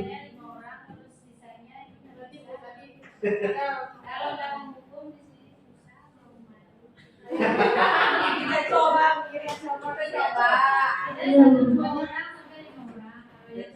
Ya, tadi sesuai sama materi penghukum itu, hukuman itu akan efektif sesuai hanya bergantung pada orang yang memberikan hukuman. Mungkin kalau orang yang punya power, anak-anak akan mau menerima hukuman. Tapi ada guru tertentu yang tidak punya cukup power, hukuman jadi tidak efektif. Misalnya guru yang punya suara yang lantang, keras, itu biasanya hukuman bisa efektif pada anak-anak. Tapi itu hanya memberikan efek jangka pendek. Tadi sudah dipaparkan bahwa hukuman ternyata memberikan pengaruh yang buruk pada diri anak, menciptakan agresivitas di dalam diri anak-anak. Anak-anak bisa dikontrol atau merasa terkontrol, Bapak Ibu. Kenapa mereka tidak menunjukkan sikap agresif? Itu hanya karena mereka itu masih menganggap kita sebagai orang yang didoakan, sebagai guru di sekolah. Jadi tidak ada satupun orang di dunia ini, saya kira Bapak Ibu, yang ingin dikontrol oleh orang lain. Kemudian kita masuk ke materi yang terakhir, Bapak Ibu. Terima kasih atas keikhlasannya untuk mengikuti kegiatan ini dengan pemaparan saya yang terbata-bata. Materi yang pertama itu adalah penerapan segitiga restitusi. Nah, jadi seorang manajer, posisi kontrol sebagai manajer, dia melakukan tahapan-tahapan segitiga restitusi. Jadi seorang manajer tadi, dia bisa mencapai posisi kontrol sebagai manajer dengan menerapkan tahapan-tahapan segitiga restitusi.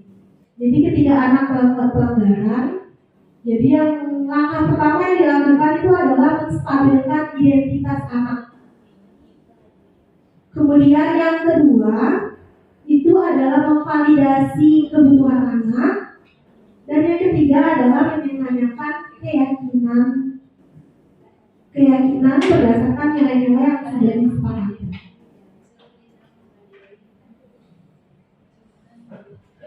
Ini dijabatan tentang menstabilkan identitas anak.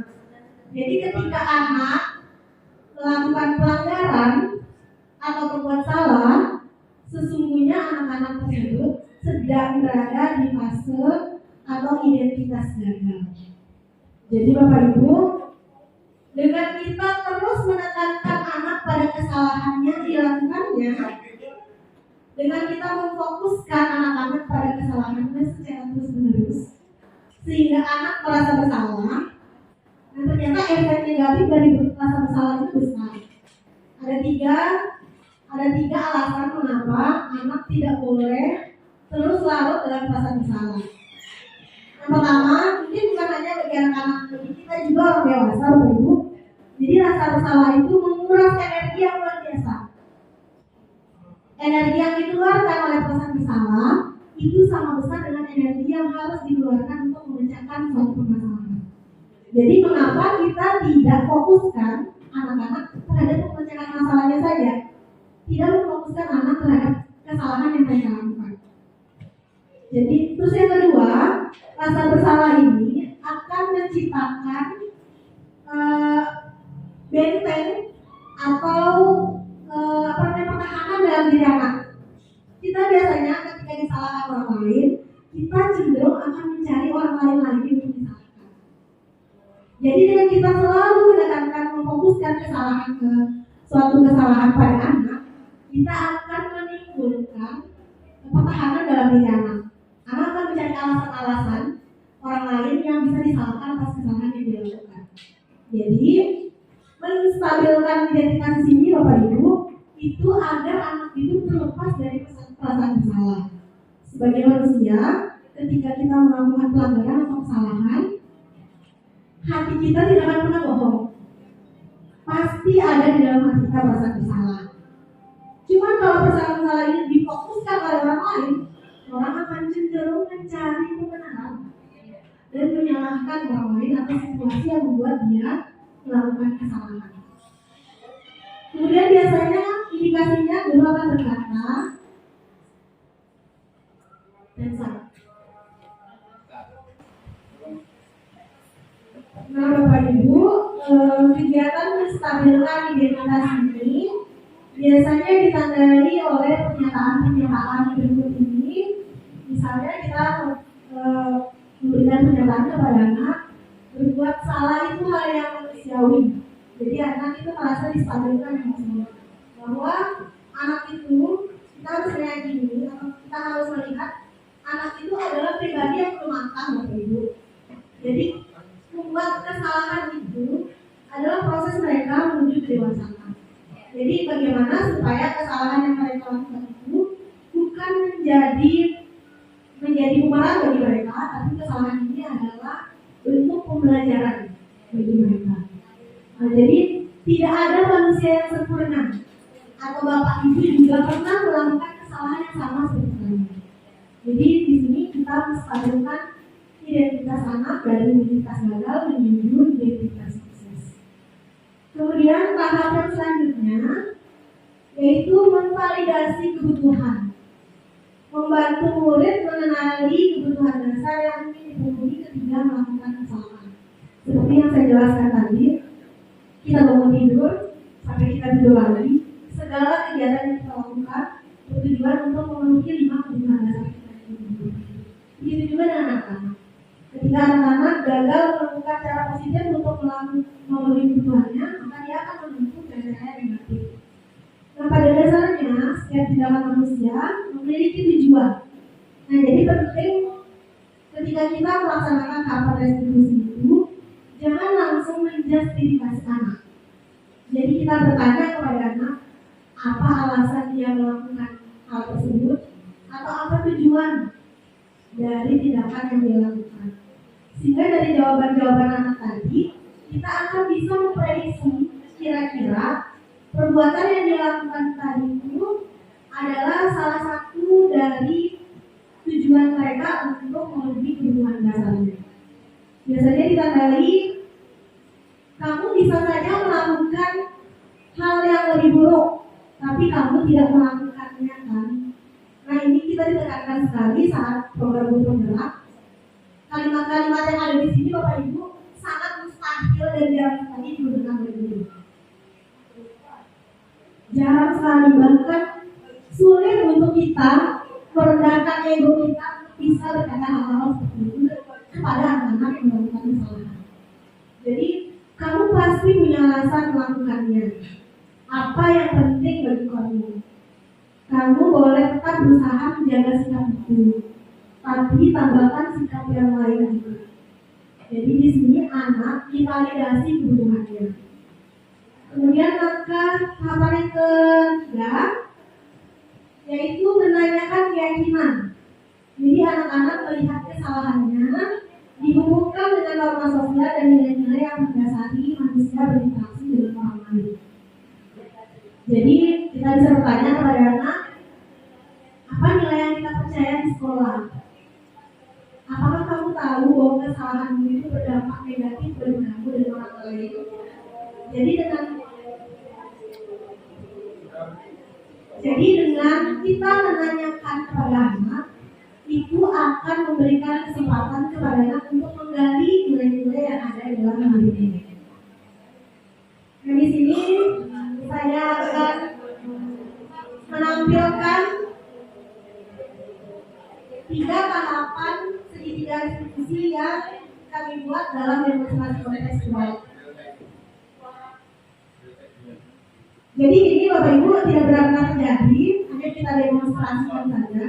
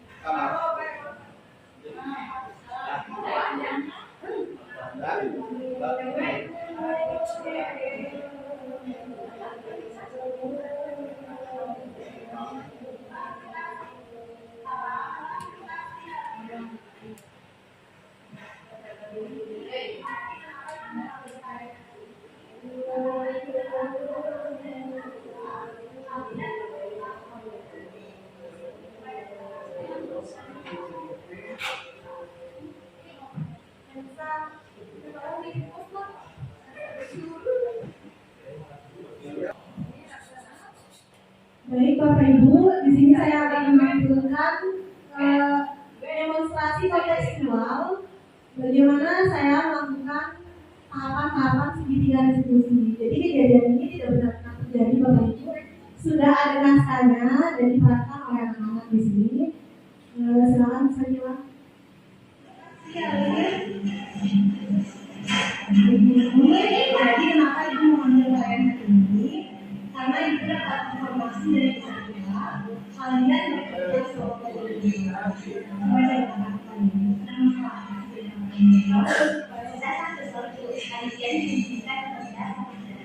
jadi kalau jadi hakim saya harus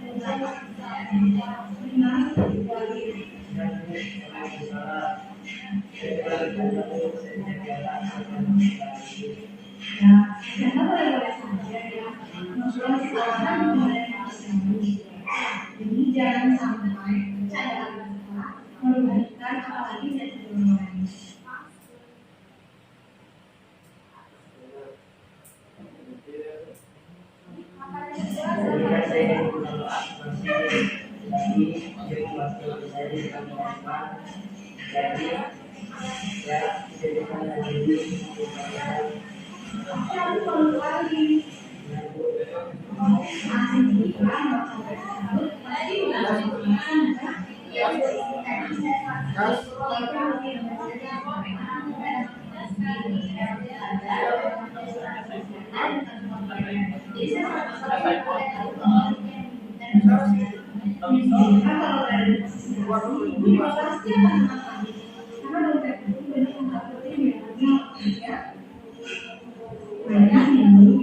Mencari siapa yang salah dan siapa yang benar. Juga kita di sini untuk menemukan penyelesaian dari kesalahan dan kalian akan menyelesaikan secara baik. Tahapan yang ketiga adalah menanyakan keyakinan. Dan di dalam kelas kita kan ada keyakinan kelas dan sudah kita buat dan kita studi bersama. Selama keyakinan tadi, kira-kira beberapa kali keyakinan mana sih yang sudah kami jalankan? Kalau menurut Asi, sudah cepat saja. Nah, kalau yang mau pelajaran mereka bagaimana? Setelah jelas, ini kalian menyadari dan keyakinan pelajaran yang kalian jalankan selama kehidupan tersebut. Itu mengapa penting kita harus menjalankan keyakinan setelah bersama dengan kita.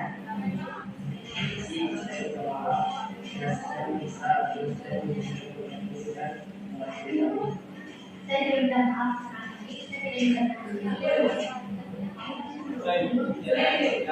sekarang maksudnya kalian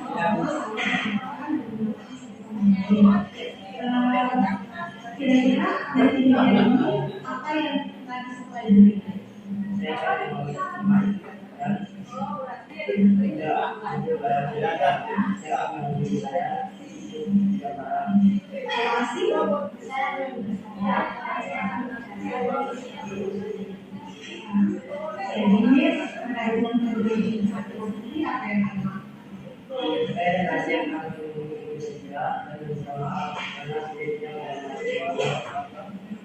Dan mengganggu saat banyak yang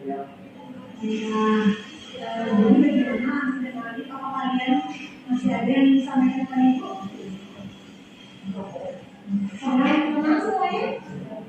Baiklah, kalau begitu sebelum kalian kembali ke kelas, jangan lupa untuk bisa dan minta maaf atas kejadian yang terjadi hari ini ya.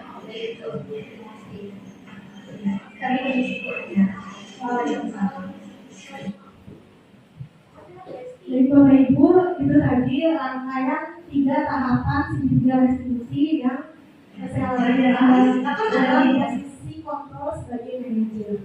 Nah Bapak Ibu, segitiga restitusi ini tadi tidak keseluruhannya dilaksanakan, tergantung sejauh mana permasalahan yang ditimbulkan oleh anak. Jadi segitiga restitusi bisa melalui satu tahap segitiga restitusi saja, bisa langsung ke tahap yang ketiga, yaitu menanyakan keyakinan. Tapi ada juga segitiga restitusi ini kita laksanakan dalam beberapa siklus. Kalau misalnya permasalahan yang dilakukan oleh anak cukup berat, maka segitiga restitusi ini akan terus berlanjut dalam beberapa tahapan. Jadi Bapak Ibu, kalau dilihat dari video tadi, mungkin kelihatannya bahkan guru BK pun, karena kebetulan saya mengambil videonya di ruang BK. Kalau saja seandainya penanganan masalah seperti ini mungkin akan cepat bagi guru BK. Itu komentar dari guru BK sendiri. Tapi Bapak Ibu, kita jangan berkecil hati. Kita tahu bagaimana kondisi yang ada di sekolah kita. Jadi dalam program guru penggerak ini kita diberikan salah satu langkah yang bisa kita terapkan ketika anak melakukan kesalahan. Jadi yang paling penting Bapak Ibu, kita harus dalam keadaan tenang saat menghadapi anak-anak yang bersalah.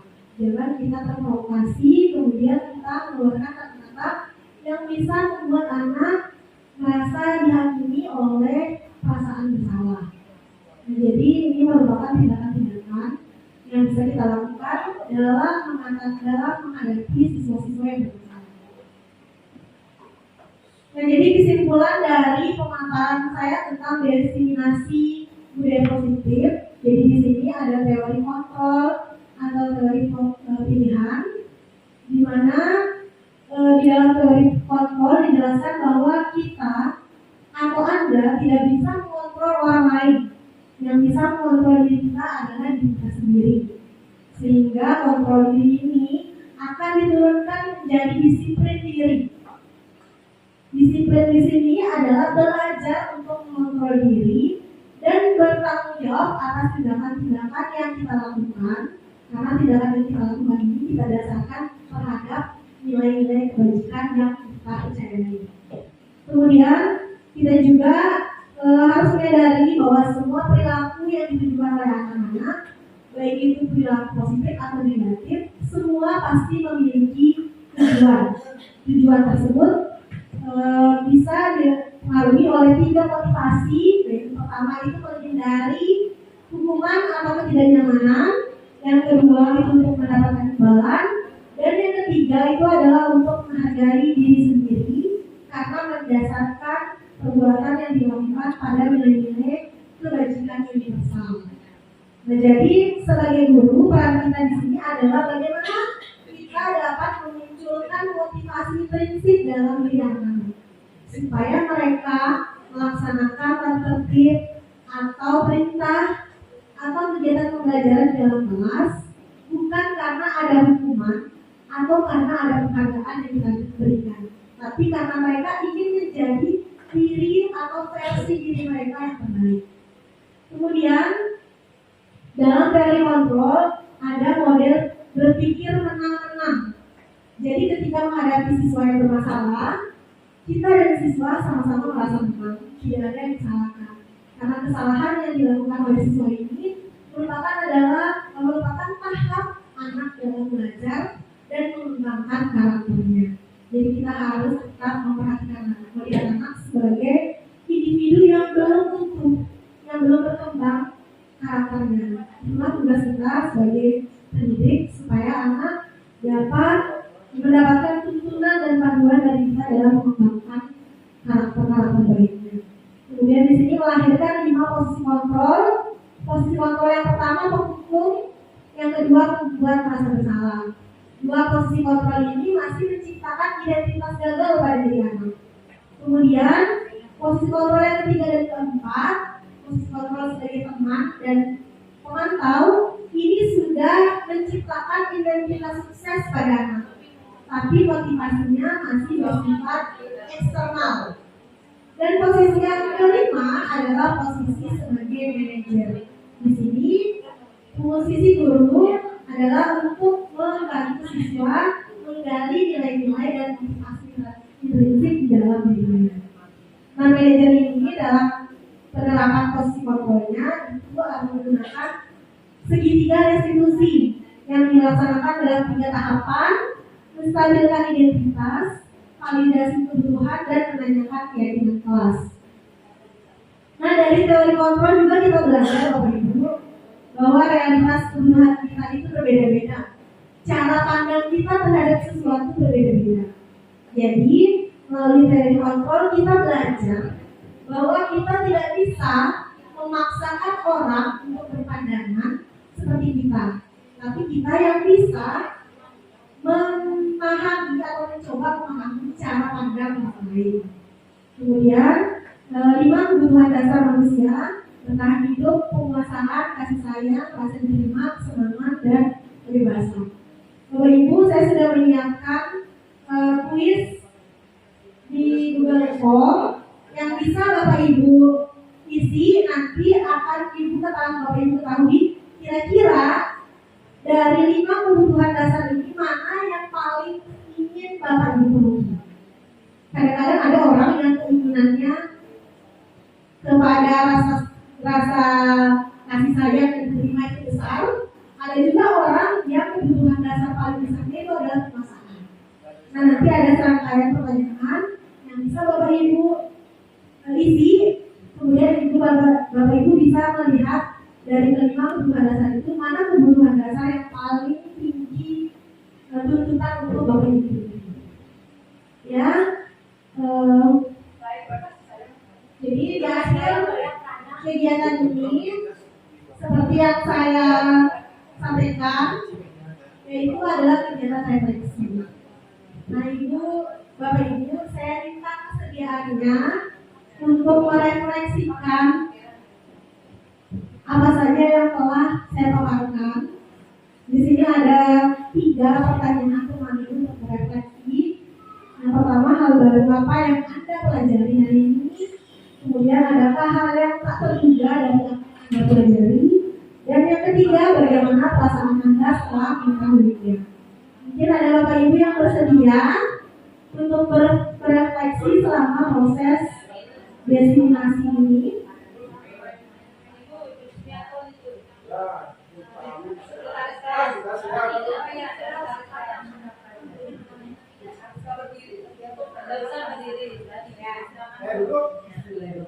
Assalamualaikum warahmatullahi wabarakatuh. Terima kasih kepada Bu Dewi, Bu Erda atas materi yang diberikan kepada kami hari ini. Hal baru apa yang Anda pelajari hari ini? Dan itu ya, yang nomor 1, ya semua baru. Dari saya semua baru, walaupun kita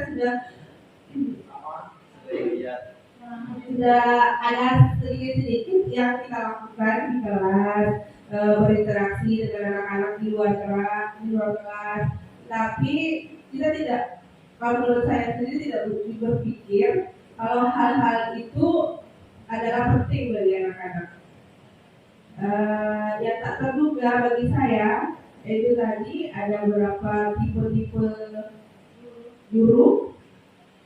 Kalau menurut saya belum bisa menjadi untuk yang ya itu terlalu jauh ya. Pasti kita belajar yang mungkin sama kayak sama Bianca juga di level teman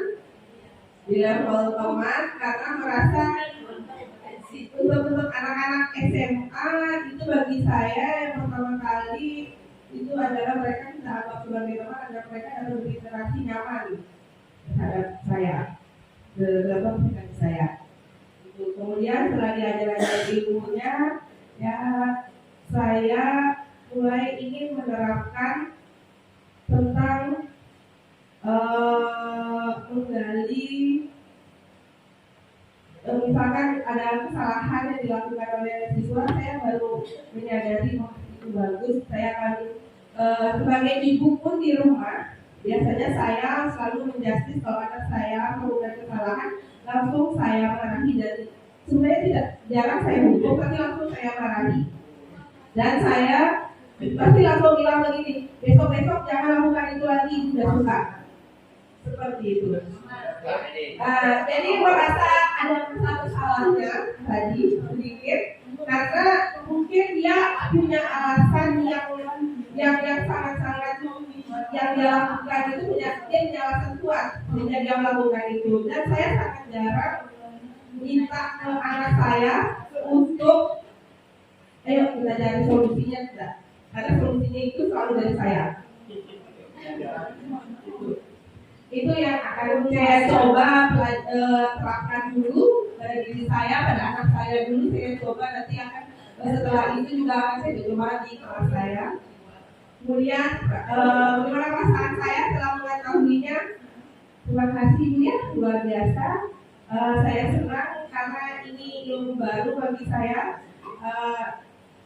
Di rumah pun tidak bisa terapkan karena sebagai ibu parenting baru.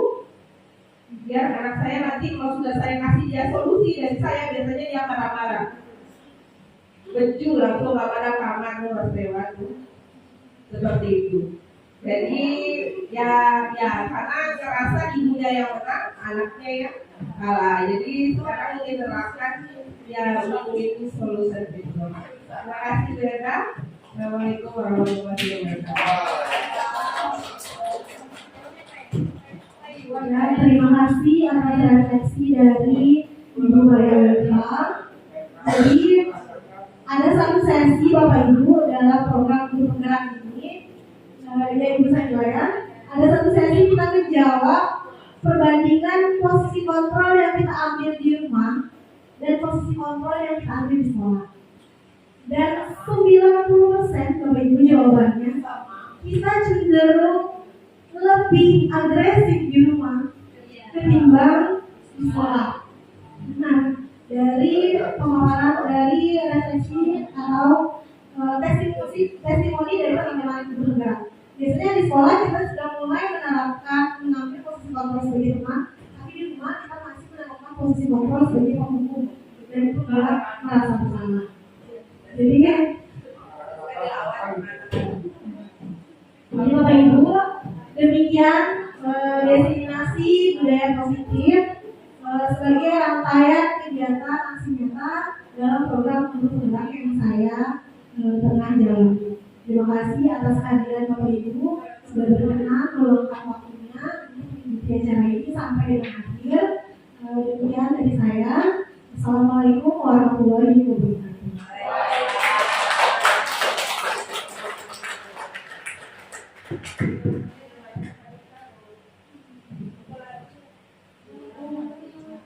Baik Bapak Ibu, sudah 2 jam kita duduk di sini bersama-sama. Luar biasa pemaparan yang disampaikan oleh Ibu Sri Erdawati SPD. Semoga bisa menjadi kebiasaan baru bagi kita untuk kita terapkan di lingkungan kita bersama. Sekali lagi Bapak Ibu, bahwa kegiatan budaya positif ini tidak bisa kita lakukan sendiri. Maka dari itu kami dari Guru Penggerak bersama dengan Ibu Sri Erdawati masih calon, mudah-mudahan hilang C-nya. Ya Bapak Ibu, tidak bisa melakukan kegiatan ini sendiri. Jadi kami butuh kolaborasi bersama supaya visi dan misi dari sekolah kita itu bisa terwujud. Anak didik kita juga bisa merasakan versi terbaik dari diri kita. Terima kasih untuk hari ini, luar biasa sekali. Kita beri aplaus untuk kita semua. Saya akhiri, wassalamualaikum warahmatullahi wabarakatuh. Selamat siang.